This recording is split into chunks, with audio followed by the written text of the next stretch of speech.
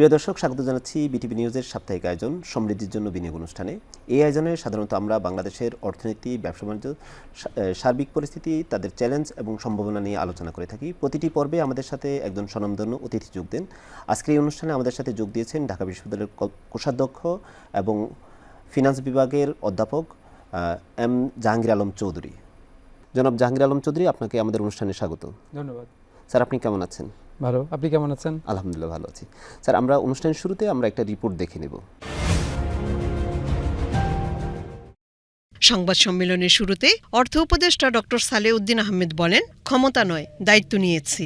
জানান, বৈশ্বিক চ্যালেঞ্জ, পুঁজিবাজারের অবস্থা, মূল্যস্ফীতি, ব্যাংকিং খাত, জ্বালানি খাত, রাজস্ব আদায় সবকিছু বিবেচনায় নিয়েই বাজেট করতে হয়েছে। আমাদের সম্পদ সীমিত, কিন্তু চাহিদা অনেক। দেশের সম্পদ কম, বাইরে থেকে সম্পদ আনা, বৈশ্বিক পরিস্থিতি চ্যালেঞ্জমুক্ত ছিল। আর সবচেয়ে বেশি চ্যালেঞ্জ ছিল আমাদের অর্থনৈতিক অবস্থাগুলো, ব্যাংকের অবস্থা, পুঁজি বাজারের অবস্থা এবং অন্য অন্য ক্ষেত্রে আইন শৃঙ্খলার অবস্থা ছিল, রাজনীতির ব্যাপারে ছিল, সব করে একটা বিশৃঙ্খলা ছিল।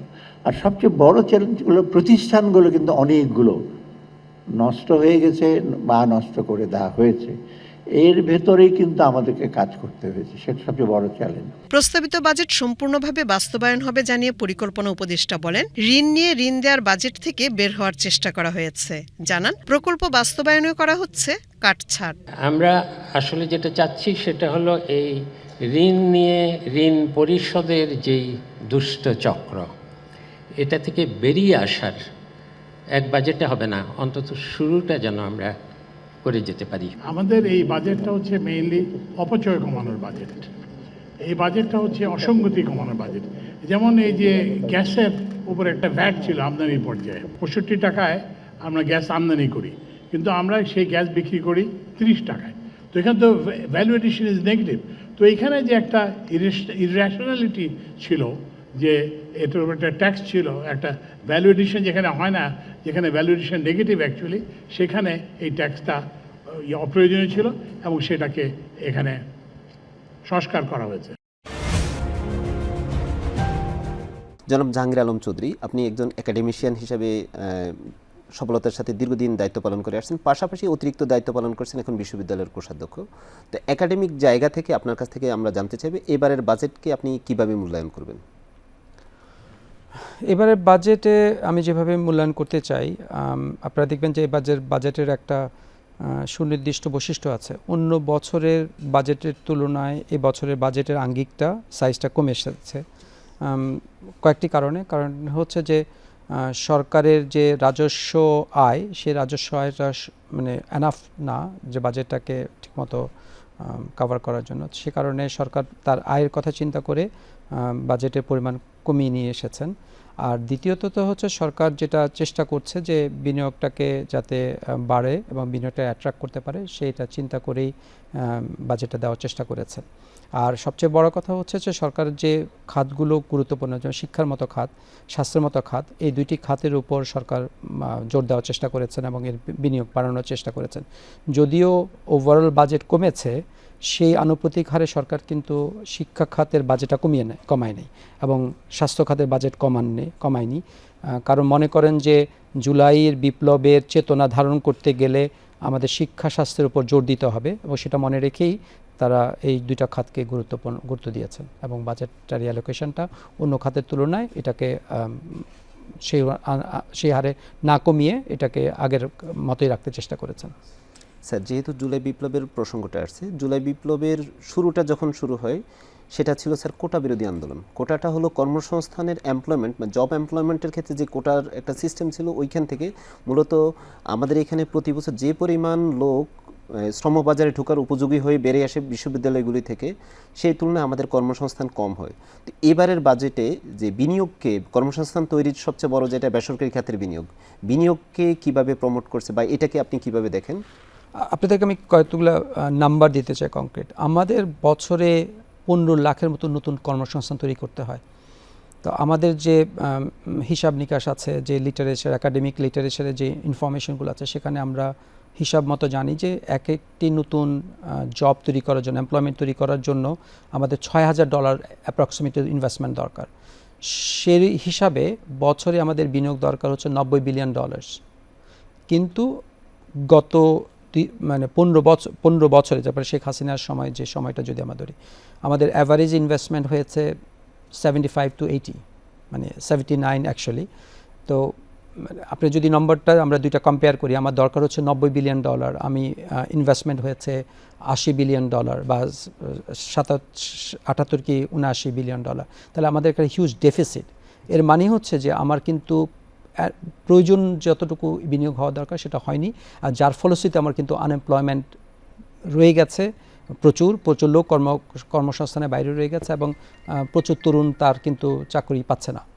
আর আপনি হচ্ছে কোটা বিরোধী আন্দোলন যেটা ছিল, কোটার যে সরকারি যেসব চাকরি ছিল সেখানে একটা বৈষম্য ছিল কোটার কারণে, ওই বৈষম্যের বিরুদ্ধেই কিন্তু আন্দোলনটা হয়েছিল, এবং তাদের মূলত কথা ছিল যে এই বৈষম্যটা দূর করা। যদিও পরবর্তীতে সেই বৈষম্য বিরোধী আন্দোলন অন্য কিছুতে টার্ন হয়েছে, এবং আলটিমেটলি সরকার এক দফায় সরকার পতনের ডাক ছিল, এবং সেটার ফলশ্রুতিতে শেখ হাসিনা সরকারের পতন হয়েছে।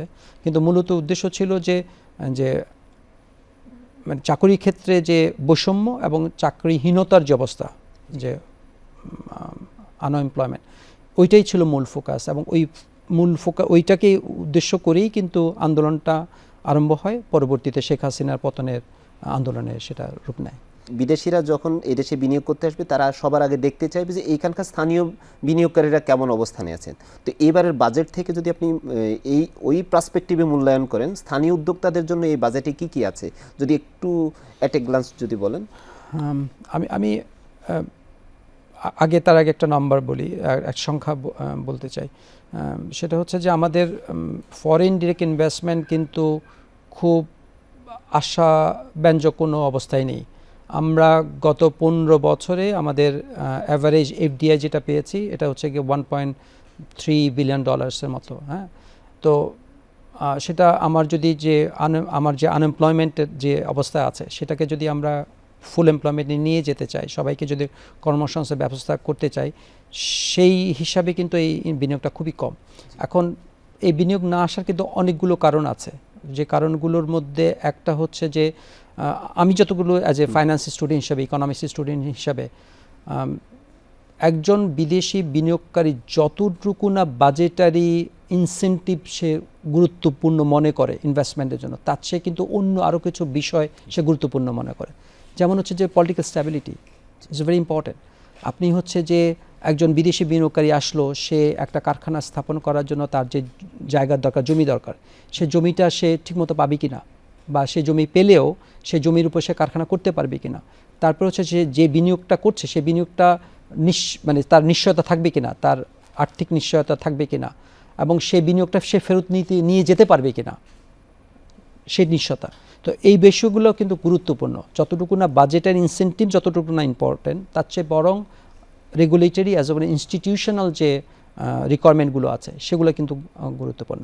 আপনি যদি বাজেটের কথা বলেন, সরকার কতগুলো খাতে চেষ্টা করেছে যে ট্যারিফের রেটটা একটা রেশনালাইজ করা, সে রেশনালাইজ করে ফর এক্সাম্পল যেমন একটা খাতে দেখবেন যে আমাদের ক্যাপিটাল মার্কেট ইনভেস্টমেন্ট করার জন্য সরকার ইনসেন্টিভ দিয়েছে যে রিয়েল এস্টেটে যদি ইনভেস্টমেন্ট করে তাহলে তাকে ট্যাক্স এক্সামশন পাবে, ট্যাক্স বেনিফিট পাবে। তো এবং কতগুলো ট্যারিফ রেটও সরকার অ্যাডজাস্টমেন্ট করার চেষ্টা করেছে। কিন্তু আমি মনে করি যে ফরেন ডিরেক্ট ইনভেস্টমেন্টের অ্যাট্রাক্ট করার জন্য যতটুকু না বাজেটের ইনসেন্টিভ ইম্পর্টেন্ট, তার চেয়ে বড় ইনস্টিটিউশনাল রেগুলেটরি রিকোয়ারমেন্টসগুলো অনেক বেশি ইম্পর্টেন্ট। স্যার, আপনি যেটা শুরুতে একটু ধারণা দিয়েছিলেন যে বিনিয়োগকারীরা এই দেশে এসে সে জমির মালিকানা বুঝে পাবে কিনা, আপনি আমাদের এইখানে দীর্ঘদিনের একটা জটিলতা ছিলেন। আপনি জানেন যে কোরিয়ান ইপিজেডের যিনি ওনার, ইয়াংওয়ান গ্রুপের, যাকে সম্মান জানালেন আমাদের চিফ অ্যাডভাইজার মহোদয় ইনভেস্টমেন্ট সামিটের সময়, স্পেশাল ওনাকে বাংলাদেশের সম্মানসূচক নাগরিকত্ব দেওয়া হয়েছে। এবং ওনার ইকোনমিক জোনটা কিন্তু গত 16 বছর আমরা দেখেছি ওই জমিটা একটা সংঘবদ্ধ চক্র ওটা ওনার কাছ থেকে ছিনিয়ে নেওয়ার চেষ্টা করছিল, এবং বছরের পর বছর উনি তৎকালীন প্রধানমন্ত্রীর দফতর, বিভিন্ন দফতরে ঘুরছে। ফাইনালি সবশেষে প্রফেসর ইউনূস স্যার যখন এই ছাত্র জনতার অভ্যুত্থানের পর দায়িত্ব নিলেন, স্যার প্রায়োরিটি বেসিসে এই জমির মালিকানা হস্তান্তর করেছে। তো এটা নিঃসন্দেহে আমাদের বিদেশি বিনিয়োগকারীদের জন্য একটা পজিটিভ সিগন্যাল হবে এবং তারা ইতিবাচকভাবে করবে। আমরা দেখতেছি ইতিমধ্যে কিছু চাইনিজ বিনিয়োগকারীরা আসতে চায়, মানে এই মুহূর্তে সবচেয়ে বেশি আসতে চায় তারা। এবার যদি আপনার কাছে বলি যে এই যে ধরেন বিদেশি বিনিয়োগের কিছু চ্যালেঞ্জের কথা বলছেন, আপনি প্রাতিষ্ঠানিক সংস্কারের কথা বলছেন, সক্ষমতার কথা বলছেন, এইখানে এর বাইরে আমাদের পোর্ট বা আদার্স ইউটিলিটি এইগুলি কি এখন পর্যন্ত আমরা বিদেশি বিনিয়োগ মানে আকর্ষণ করার মতো পর্যায়ে আছে কিনা, বা আমাদের কি করা উচিত এইগুলির ক্ষেত্রে? আপনি বিনিয়োগ যখন বিদেশি বলবেন, সেটা পোর্ট হোক, এনার্জি সেক্টরে হোক, ম্যানুফ্যাকচারিং সেক্টর, সব সেক্টরে কিন্তু আসল কথা হচ্ছে যে একজন বিনিয়োগের, ধরুন আপনি চিন্তা করেন, আপনি যদি কোথাও বিনিয়োগ করতে চান বাংলাদেশের বাইরে, কেনিয়া, উগান্ডাতে কোনো একটা দেশে, যদি আমাদের মতো কাছাকাছি দেশগুলো, সেখানে যদি স্যার, আমি আবার একটু আপনাকে ইন্টারাপ্ট করি। আমি মূলত জানতে চাচ্ছি আপনার কাছ থেকে লজিস্টিক ইনফ্রাস্ট্রাকচারের যে জায়গাগুলি, যেমন আমাদের ঠিক আছে কিনা, ইউটিলিটি আমরা দিতে পারছি কিনা, পোর্টে আমাদের সক্ষমতা আছে কিনা, এই জায়গাগুলি আমরা কি বিদেশি যে পরিমাণ বিনিয়োগ চাচ্ছি ওটা গ্রহণ করার জন্য বা ওটাকে অ্যাট্রাক্ট করার জন্য আমরা কি এখন সাফিসিয়েন্ট আছে কিনা, বা আরও কিছু করার দরকার আছে কিনা, যদি একটু বলেন। আমাদের, আপনি যদি পোর্টের বিষয়টি বলেন, আমরা কিন্তু গত স্বাধীনতার পর থেকে কিন্তু এই পোর্টের অ্যাক্সেস নিয়ে আমরা কিন্তু খুব বেশি সুবিধাজনক অবস্থায় নাই আমাদের। আপনি দেখেন, আমাদের মূলত আমরা চিটং পোর্টের উপর ডিপেন্ডেন্ট, এবং যে হারে চিটংয়ের পোর্টের উপর আমাদের চাপ পড়ে, সেই হারে কিন্তু মানে এই চিটাং পোর্ট নেওয়ার মতো ক্যাপাসিটি তার নেই। যদিও আমাদের মংলা পোর্ট আছে, কিন্তু মংলা পোর্টটা তত বেশি ফাংশনাল ছিল না, এবং আমরা দেখেছি গত 20-30 বছর কিন্তু গ্র্যাজুয়ালি কিন্তু মংলা পোর্টের ইম্পর্টেন্সটা কমেছে। সরকার যদি একটা ডিপসি পোর্ট করার চিন্তা করছিল গত সরকারের সময়, কিন্তু পরে মনে হয়েছে যে এটা আসলে আদৌ কিন্তু ইকোনমিক্যালি ভায়াবল হবে না। তো এক হচ্ছে গিয়ে পোর্টের যে infrastructure facilities, in terms of port facilities দিক থেকে, সেটা কিন্তু আমি মনে করি এখনও এনাফ না। আপনি জানেন যে বর্তমান সরকার সেজন্য চিন্তা করছে যে পোর্টটাকে আরও বেশি এফিশিয়েন্ট করার জন্য ম্যানেজমেন্টটা একটা ফরেন কোম্পানির সাথে দিয়ে, যেটা নিয়ে কন্ট্রোভার্সি তৈরি হয়েছে। কিন্তু আমি মনে করি চিফ অ্যাডভাইজার মহোদয় যে আর্গুমেন্ট দিয়েছেন, সেটা অনেকটুকু আমি বাই করি, যে এটা ম্যানেজমেন্ট ক্যাপাসিটি বাড়লে পোর্টটা আরও বেশি এফিশিয়েন্ট হবে। আর আপনি দেখেন আরেকটা বিষয়টা হচ্ছে কি, আরেকটা গুরুত্বপূর্ণ বিষয় এনার্জি। যদিও গত 15 বছরে শেখ হাসিনার সময় এনার্জি প্রোডাকশন মানে বিদ্যুৎ উৎপাদন বেড়েছে, কিন্তু হলেও সেই বিদ্যুৎ উৎপাদনের যে কস্ট, সেখানে কিন্তু ভয়াবহ ধরনের এক ধরনের ভেরি কস্টলি একটা প্রোডাকশন ছিল, যেটার ইম্প্যাক্টটা পড়েছে সাধারণ মানুষের উপর, এবং প্লাস হচ্ছে আমাদের ম্যানুফ্যাকচারিং উপরে। কারণ আপনি যদি বিদ্যুৎটা অনেক বেশি দামে কিনতে হয়, সেটার প্রোডাকশন কস্টটা বেড়ে যায়, যার জন্য প্রাইসটা বেড়ে যায়। প্রাইস বেড়ে গেলে আপনি কম্পিটিটিভনেস কমে যায়। এখন বিদ্যুতের দামটা বেড়ে যাওয়ার কারণ হচ্ছে যে বিদ্যুৎ সেক্টর দুর্নীতি হয়েছে ভয়াবহ। আপনি যেই অ্যাগ্রিমেন্টের আন্ডারে বিদ্যুতের প্ল্যান্টগুলো অনুমতি দেওয়া হয়েছিল, এবং সেই অ্যাগ্রিমেন্টগুলো কিন্তু এদেশের মানুষের জনগণের স্বার্থের বিরুদ্ধে গিয়েছে। ক্যাপাসিটি এবং সেখানে, এবং এটা খুব ভয়াবহভাবে এখানে একটা দুর্নীতি হয়েছে। তো আমি মনে করি এখনও যদিও আমাদের বিদ্যুৎ উৎপাদন বেড়েছে, কিন্তু এখনও সেটা এনাফ না।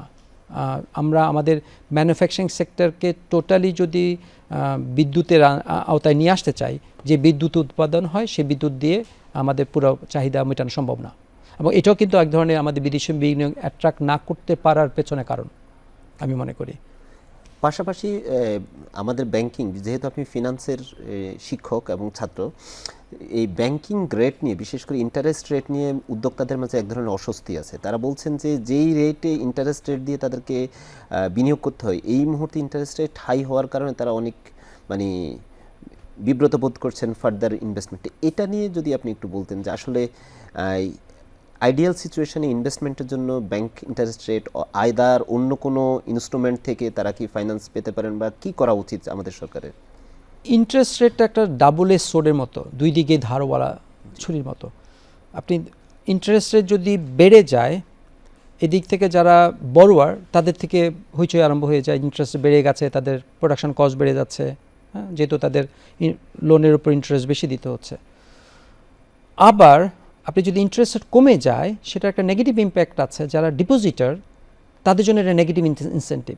ঠিক আছে, নেগেটিভ ইনসেন্টিভ কী বলে, আমরা নেট ইন্টারেস্ট বলে একটা ক্যালকুলেশন করি, রিয়েল ইন্টারেস্ট রেট যেটা, সেটা হচ্ছে গিয়ে নমিনাল ইন্টারেস্ট থেকে ইনফ্লেশন বাদ দিলে যে রেটটা। এখন আমাদের দেশে দেখা গেছে কোনো সময় যখন আমরা আর্টিফিশিয়ালি সরকার বাধ্য করে ফাইন্যান্সিয়াল ইনস্টিটিউশনগুলোকে ইন্টারেস্ট রেট কমিয়ে ফেলতে, এখন এত কমে যায় আসল যে ইন্টারেস্ট ইনফ্লেশন ইকোনমিতে থাকে, সেই ইনফ্লেশনের থেকে ইন্টারেস্ট রেট কমে যায়। তো দেখা গেলো যে রিয়েল ইন্টারেস্ট রেটটা নেগেটিভ, যেটা ডিপোজিটের জন্য একটা নেগেটিভ ইনসেন্টিভ। যে কারণে ডিপোজিটররা ব্যাংকে টাকা রাখতে উৎসাহ বোধ করে না, তখন ব্যাংকিং সিস্টেমটা টাকা তুলে নেয়। তো এখন ব্যাংকিং সেক্টর যদি টাকা তুলে নেয়, ব্যাংকের আবার লোন নোলেবল যে ক্যাপাসিটি, নোলেবল ফান্ড, লোন দেওয়ার যে ক্যাপাসিটি সেটা কমে যায়। তখন আসে আবার বড়ুয়ার যারা বিজনেসম্যান আছে তাদেরকে ঋণ দিতে পারে না। সো মানে এইটা দুই দিকেই সমস্যা। আপনি বাড়ালে একটা সমস্যা, যে যারা বড়োয়ার, যারা ইন্ডাস্ট্রিয়ালিস্ট, ম্যানুফ্যাকচারার, তারা বলে যে তাদের কস্ট বেড়ে যাচ্ছে। আবার ইন্টারেস্ট রেট কমিয়ে নিয়ে আসলে তখন আবার ডিপোজিটরা ইনসেন্টিভ পান না, তারা ডিমোটিভেটেড হন, তারা ডিপোজিট কমিয়ে দেন, রাখা কমিয়ে দেয়। কিন্তু আমি মনে করি যেটা ইন্টারেস্ট রেট এখন খুব বেশি হাই আমি মনে করছি না। রাদার হচ্ছে যে আমাদের দেশে আমরা হিসাব করে দেখেছি যে ইন্টারেস্ট কস্ট যত না বেশি, তার চেয়ে বেশি হচ্ছে গিয়ে নন ইকোনমিক কস্ট। যে আপনি ধরেন একটা লোক যেখানে ফ্যাক্টরি করছে, সেখানে যে তাকে চাঁদা দিতে হয়, হ্যাঁ, সেই চাঁদার তো অনেক, সেই চাঁদার ইম্প্যাক্টটা কিন্তু আলটিমেটলি ম্যানুফ্যাকচারিং মানে প্রোডাকশন কস্টে চলে যাচ্ছে এবং প্রাইস তখন বেড়ে যাচ্ছে। ওগুলো যদি আমি কমাতে পারি তাহলে এই ইন্টারেস্ট রেট কিন্তু খুব বেশি সিগনিফিকেন্ট কিছু না, ঠিক আছে। কিন্তু আমি আমার ধারণার মতে যে এই ইন্টারেস্ট রেট এখনও খুব বেশি না, খুব বেশি না। আমরা যদি ওই মেকানিজম ওইটা মনে রাখি যে আমার ডিপোজিট আসতে হবে ব্যাংকিং সেক্টরে এবং ডিপোজিটারদেরকে অ্যাট্রাক্ট করতে হবে, তাহলে কিন্তু ইন্টারেস্ট রেটটা ইনফ্লেশনের উপরে হতে হবে। আমাদের সরকার যদিও বলে যে আমাদের ইনফ্লেশনটা এখন 7-8, বা আমি মনে করি যে না, এটা আসলে সরকার হিসাব থেকে রিয়েল ইনফ্লেশনটা অনেক বেশি। সো কেন একজন ডিপোজিটার ব্যাংকে টাকা রাখবে? সে যদি বুঝতে পারে ব্যাংকে টাকা রাখলে বরং টাকার যে মানটা, টাকার রিয়েল ভ্যালুটা কমে যাবে, সে যা ডিপোজিট রাখছে যে সে যখন তুলবে সে টাকার মান আসল দামটা তার থেকে কম হবে, সে তো কখনোই ডিপোজিট রাখবে না। স্যার, যেহেতু ফিনান্সের ইস্যু আসলো, যে আপনার ব্যাংকগুলি তো শর্ট টার্ম ডিপোজিট নিয়ে লং টার্মে সে ফাইন্যান্স করতেছে, সেই ক্ষেত্রে স্যার আমরা আমাদের এইখানে এখনো বিকল্প সোর্স কেন ডেভেলপ করতে পারিনি? সেটা হতে পারতো বন্ড। স্যার যদি এটা একটু আমাদেরকে, আমাদের এখানে চ্যালেঞ্জটা কোথায় আসলে, কেন ডেভেলপ? আমরা ফাইন্যান্সে একটা কথা বলি ম্যাচুরিটি গ্যাপ। ম্যাচুরিটি গ্যাপ হচ্ছে কি, আপনি যে টাকাটা ঋণ দিচ্ছেন তার যে ম্যাচুরিটি আর ওই টাকার যে সোর্স তার ম্যাচুরিটি, এটাকে ম্যাচ করতে হয়। সো আপনি বলছেন যে এটা কিন্তু ভয়াবহ বিষয়, কিন্তু এটা যদিও একটা সার্টেন লেভেল পর্যন্ত এটা ম্যানেজ করা যায়, যে আপনি শর্ট টার্ম ডিপোজিট দিয়ে লং টার্ম ইনভেস্টমেন্টে লং টার্ম লোন দেওয়া, লং টার্মের জন্য লোন দেওয়া, এটা কিন্তু খুব বেশি ভালো বিষয় না, ঠিক আছে।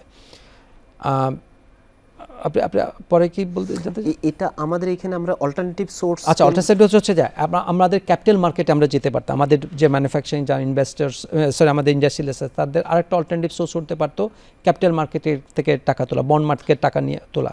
কিন্তু আমরা দেখেছি গত 15 বছরে বন্ড মার্কেটটাকে এত মিসইউজ করা হয়েছে, বিশেষ করে একজন পার্টিকুলার ব্যবসায়ী সে পরপর যেভাবে বন্ড মার্কেটে সুকুকের নামে, তারপরে হচ্ছে গিয়ে বিভিন্ন কায়দা যেভাবে মার্কেট থেকে টাকা তুলে নিয়ে গেছে, এবং আমাদের ধারণা যে ওই বন্ডের যারা বায়ার তারা আদৌ সে টাকাটা ফেরত পাবেন কিনা সেটা নিশ্চয়তা নেই। আর হচ্ছে গিয়ে বন্ড মার্কেটটা ইফেক্টিভ হওয়ার জন্য, এটা কার্যকরী হওয়ার জন্য আমাদের যে রেগুলেটরি ফ্রেমওয়ার্কটা দরকার, ইনস্টিটিউশনাল রেগুলেটরি ফ্রেমওয়ার্কটা দরকার, সেই ফ্রেমওয়ার্কটা এখনও আমরা এস্টাবলিশ করতে পারিনি। যদিও আপনি জানেন যে এশিয়ান ডেভেলপমেন্ট ব্যাংকের একটা প্রজেক্ট ছিল যে বন্ড মার্কেট ডেভেলপমেন্ট রিলেটেড, কিন্তু সেটাও কিন্তু খুব বেশি আমরা এখন পর্যন্ত ইফেক্টিভলি ইউজ করতে পারিনি। এবং বন্ড মার্কেট এবং ক্যাপিটাল মার্কেটটা কার্যকরী না হওয়ার কারণে এখনও কিন্তু আমাদের ব্যবসায়ীদেরকে ব্যাংকিং সেক্টরের উপর রিলাই করতে হয়। আর ব্যাংকিং সেক্টরে যেহেতু রিলাই করতে হয়, তখন interest rate becomes an important issue for them, ঠিক আছে। এই যে সার্বিকভাবে যদি আপনি বলেন যে আমাদের ক্যাপিটাল মার্কেটকে আমরা ভাইব্রেন্ট করতে পারি, বা কিছু একটা মাফিয়া গ্রুপ এখানে ঢুকে এটাকে অনিয়ম করেছে, আবার আমাদের পোর্টের সক্ষমতা বাড়াইতে পারি, সার্বিক পরিস্থিতি বিবেচনায় এই যে বেসরকারি খাত এবং সরকার এই মাঝখানে যে কিছু গ্যাপ রয়ে গেছে, এই গ্যাপগুলিকে আমরা কিভাবে সমন্বয় করতে পারি, কিভাবে আমরা এটা বিনিয়োগের জন্য একটা অনুকূল পরিবেশ করতে পারি? যেহেতু আপনি জানেন যে আমাদের প্রধান উপদেষ্টা চাচ্ছেন বাংলাদেশটাকে একটা লজিস্টিক হাব কিংবা ম্যানুফ্যাকচারিং হাব করতে, ওইটা করতে গেলে আসলে আমাদের কি করা দরকার? সরকারের এই মুহূর্তে কোন পথে হাঁটা উচিত? এই যে সমন্বয় করা এবং এটাকে আমরা যদি ইনভেস্টমেন্ট হাব হিসেবে তৈরি করতে চাই, হয়তো স্যারের এই মেয়াদে সম্ভব না, পরবর্তী সরকারগুলি যারা আসবে, নির্বাচিত সরকার, তারা হয়তো এই লিগাসিটা মেনটেন করবে। স্যার যদি একটু আমাদেরকে পরামর্শ দেন। আপনি একটা ইকোনমি কার্যকরভাবে চলার জন্য যেসব ইনস্টিটিউশনগুলো দরকার, সেই ইনস্টিটিউশনগুলো আমরা কখনোই কার্যকর হতে আমরা দেইনি। হ্যাঁ, আমি এই পরিপ্রেক্ষিতে একটা বইয়ের রেফারেন্স আপনাদেরকে দিতে চাই। খুব বিখ্যাত দুজন প্রফেসর লেখা একটা বই, why nations fail, Acemoglu and professor Robinson. একজন হচ্ছে গিয়ে হার্ভার্ডের, একজন হচ্ছে শিকাগোর প্রফেসর, যতটুকু আমার মনে পড়ে। তারা কিন্তু ওই বইতে দেখিয়েছেন যে একটা দেশ তখনই ফেল করে যখন তার ইনস্টিটিউশন ফেল করে। আচ্ছা, কেন একটা স্টেট ফেল করে? কারণ হচ্ছে তার ইকোনমি ঠিকমতো রান করে না, তার যতটুকু বিনিয়োগ হওয়ার কথা সে বিনিয়োগ হয় না, যে এমপ্লয়মেন্ট ক্রিয়েট করার দরকার সে এমপ্লয়মেন্ট ক্রিয়েশন হয় না, সো বিশাল একটা গ্যাপ হয়, তখন স্টেট ফেল করে। আমাদের তাই একই অবস্থা। আমাদের ইকোনমিতে আমাদের দেশে যে ইনস্টিটিউশনগুলো, আমাদের জুডিশিয়ারি বলেন, ল এনফোর্সমেন্ট এজেন্সিসগুলো বলেন, আমাদের ইলেকশন কমিশন বলেন, এই যে প্রতিষ্ঠানগুলো, এই প্রতিষ্ঠানগুলো আমরা এখনও কার্যকরী করতে পারিনি বা কার্যকরী হতে দেওয়া হয়নি। কেন দেওয়া হয়নি? কারণ এই প্রতিষ্ঠানগুলো কার্যকরী হলে আপনি কোনো অবস্থাতে একজন ফ্যাসিস্ট তৈরি হয় না, বা সে লং টার্মে সে নিজের ইচ্ছা মতো জনগণকে তোয়াক্কা না করে ক্ষমতায় থাকতে পারে না। সো সে নিজের স্বার্থে যদি সে ফ্যাসিস্ট হতে চায়, সে লং টার্মে থেকে যেতে চায় জনগণের রায় ছাড়া, তখন সে ইনস্টিটিউশনগুলোকে নষ্ট করে দেয়, যেটা আমাদের 15 বছর আমরা দেখেছি, গত 15 বছরে। তো একই কারণে আমাদের দেশে যে বিনিয়োগ হয়নি, বিনিয়োগ না হওয়ার কারণ হচ্ছে যে বিনিয়োগকারী দেখে যে এই দেশের যে ইনস্টিটিউশনগুলো সেগুলো কাজ করে না, অতএব তার বিনিয়োগের যে নিশ্চয়তা, নিরাপত্তা, সেই নিরাপত্তা যে থাকবে, নিরাপদে সে যে বিনিয়োগটাকে ফেরত নিয়ে যেতে পারবে, অথবা এই বিনিয়োগ করে যে সে লাভ করবে এবং সে লাভ যে তার পকেটে আসবে, সেই নিশ্চয়তা থাকে না। আর না করার কারণে কিন্তু এই অনিশ্চয়তার কারণেই আমার বিনিয়োগ হচ্ছে না, এবং বিনিয়োগ না হওয়ার কারণে আমার যে আনএমপ্লয়মেন্ট তৈরি হচ্ছে, আনএমপ্লয়মেন্ট মতো হচ্ছে না, এটি হচ্ছে মূল কারণ আমি মনে করি।